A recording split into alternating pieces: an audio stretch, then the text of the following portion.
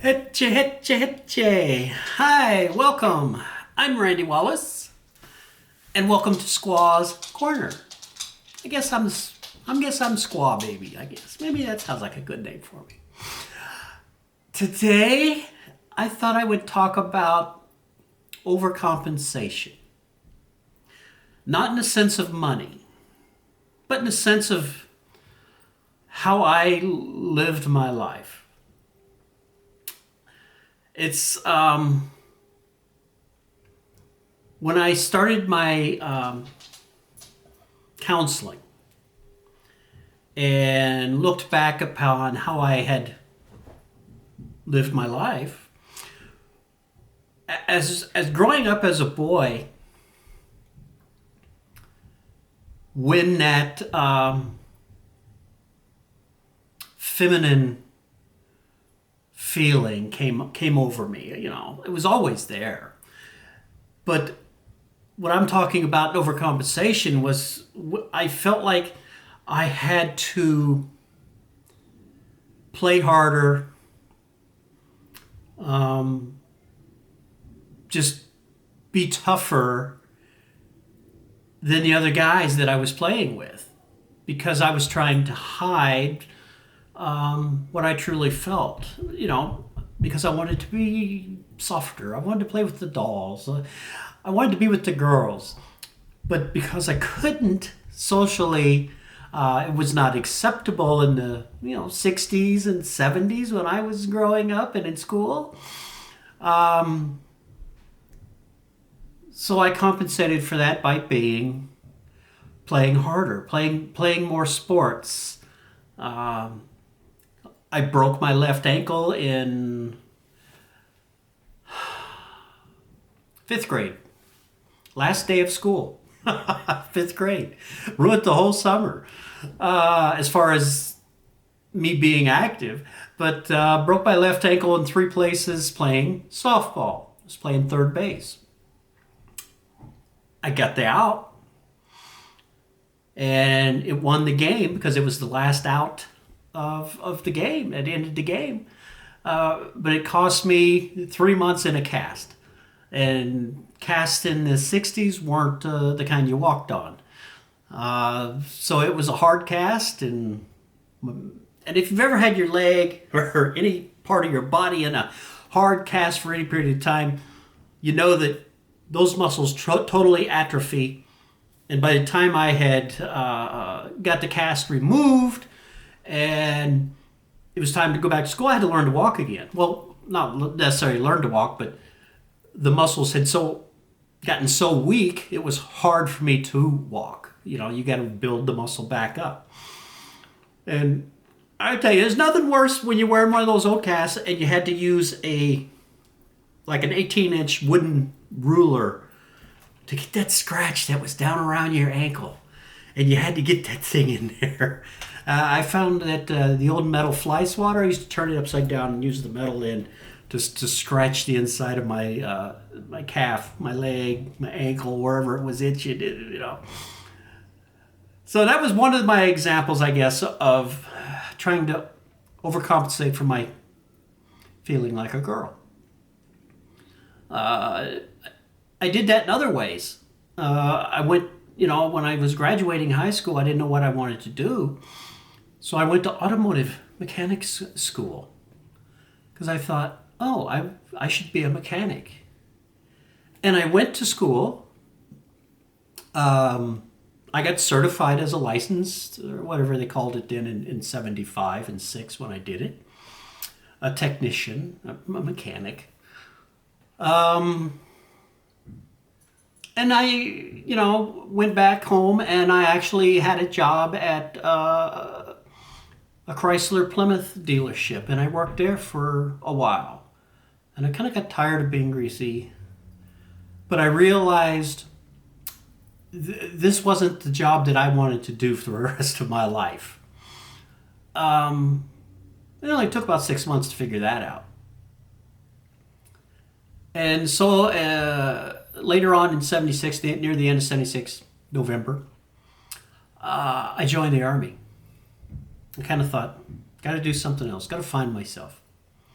I was still searching. And I think everybody does that anyhow. But so I joined the military, and I became an MP in the military. And that was really a good career choice for me. I guess those tests that you take, it really was a good fit for me because I enjoyed being the MP. We got to wear uniforms, nice uniforms, nicer uniforms, I should say. We tucked our boots in, polished our boots, things like that. Wasn't the infantry. So that was cool. And being in the MP field, and I stayed in that field for 20 years. That's what I retired from.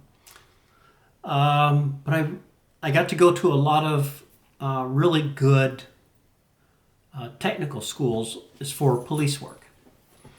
So I went. For example, I went through when I was in San Antonio. I went through the Texas Peace Officers Commissioning course. So I actually got a commission as a Texas Peace Officer while I was in San Antonio. So that was like I think it was a 320-hour course that I completed, and I did that in night school. And I became a traffic accident investigator, and I actually went to a school where I got certified as a accident reconstruction specialist, where you could take the measurements from an accident, figure it all out, draw it to scale, and figure out the speed and diagram the whole accident out, how it happened. And this was all using longhand math before computers. This was 1980 when I did that. I also went through a tactical school in San Antonio. So it was the very early stages of SWAT school. So I did that with San Antonio Police Department. They had a five-man team there, and I was with the Army, but we had a five-man team there, and we trained together. So I learned a lot from the civilian side. They learned some from our side. It was fun. But that was a month-long school. And as a result of that, I became a SWAT team leader, a team leader. And I did that for just about 3 years. And that was in 1980 when I did that. A few years later, I got the opportunity, and I actually attended and graduated from the Louisiana State Police Academy. Same circumstances. I was in the Army, but I got to go through their academy as an assistant instructor within the school. So I did that. So that was a 3-month live-in academy in Baton Rouge. So I did that for 3 months while I was in the Army. At one point, they sent me to University of Louisville, and I studied crime prevention there. So I got certified, I guess, in doing crime prevention, business surveys, investigations, lighting, camera systems, things like that. At some point then, after that, I got sent to Fort Bragg, and I went through the JFK Special Warfare School, where I went through an instructor's course for teaching anti-terrorism. So I got that certification, which later on I think is why I got selected. A little bit, about a year after I did that, I got selected and was assigned to an actually special forces unit and 10th Group in Massachusetts. So I was stationed there for 3 years. And I think these all just got related because of the training I was receiving. So I went there and I did the normal hua things. I learned to jump out of, I went to airborne school, jumped out of airplanes, helicopters, and jets.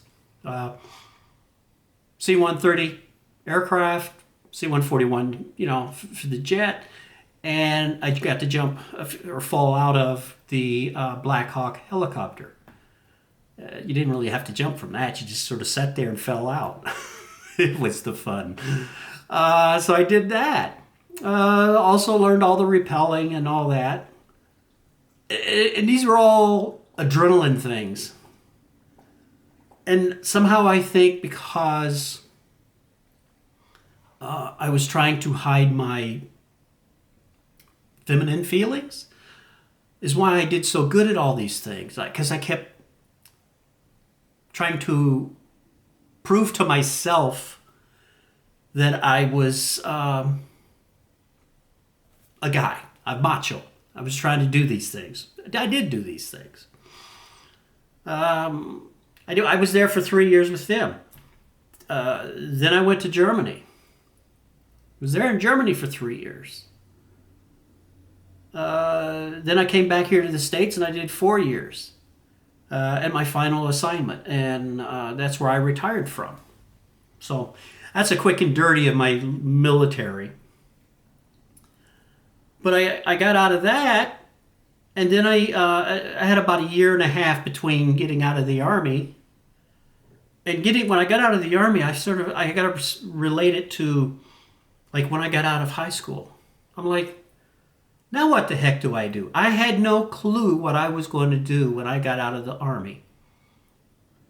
As much as I tried to plan and everything, I mean, the Army in 1996, it kept me busy up until the last week. Because at that time I was an operations sergeant in a provost marshal's office. So I was responsible for a lot of things. And I didn't have a replacement until about 2 days before I started clearing. So I had to keep doing everything. And of course I had a wife, and I had 3 children at that time, all daughters. So my life was pretty busy. But graduated, or left military, or I should say retired. And I spent about a year and a half where I couldn't find myself. The job. I couldn't find what I wanted to do. I didn't know what I wanted to do. I actually thought I had a couple offers to do investigations for the prosecutor's office for the county to as an investigator. And I was like, no, I don't want to do that. And I got offered a job with Border Patrol. It says we need dog handlers. And I'm like, no, I don't feel like being back in uniform. So I said no, no thank you.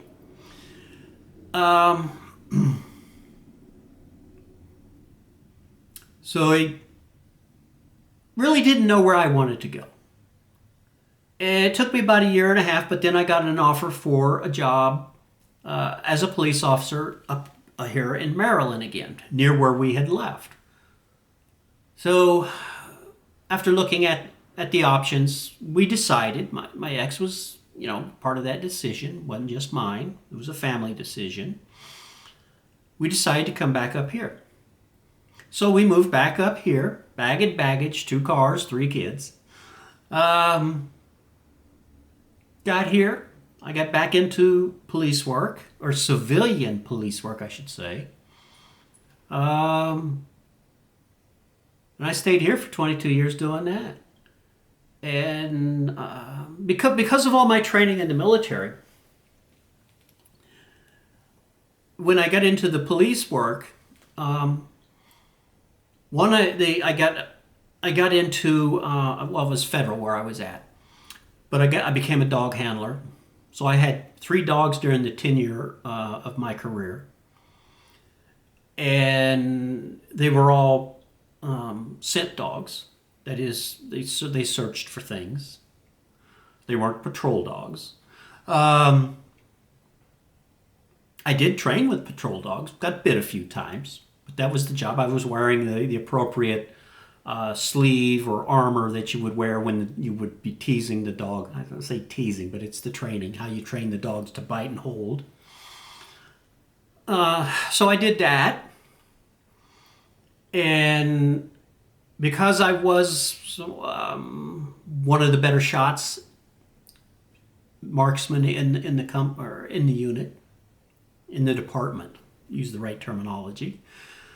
I went to firearms instructors school, so I became a instructor for pistols, firearms. Later on, I went to patrol rifle school. Then I went to precision rifle. So I was in the department. I was the only officer in the department that was certified and had a zeroed rifle for basically being a sniper, counter sniper, because we were inside the DC Beltway.